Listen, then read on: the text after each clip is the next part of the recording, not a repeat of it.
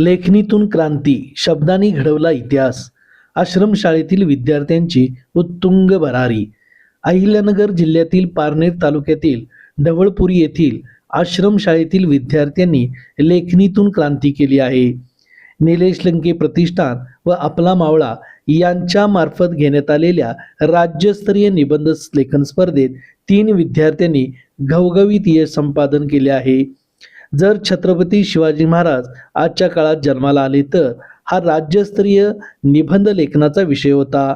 या स्पर्धेतील वयोगट 6 ते 11 मध्ये प्राथमिक आश्रमशाळेतील विद्यार्थी आयुष शरद केदारी यांनी प्रथम क्रमांक, धनराज नवनाथ वाहवळ यांनी तृतीय व स्नेहा शरद चितळकर यांनी 4था क्रमांक मिळवला.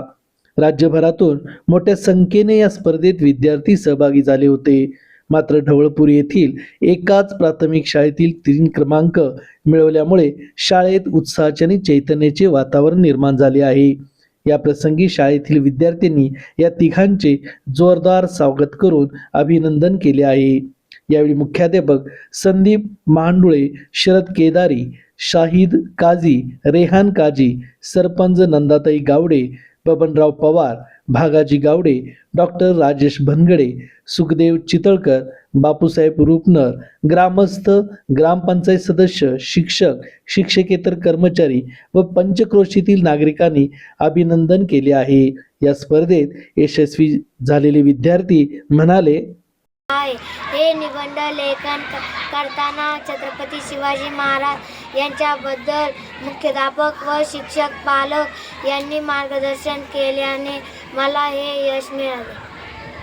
मी आयुष शरद केदारी, आदरणीय खासदार निलेश लंके प्रतिष्ठान व आपला मावळा यांच्या मार्फत घेण्यात आलेल्या राज्यस्तरीय निबंध स्पर्धेत राज्यात प्रथम क्रमांक आला.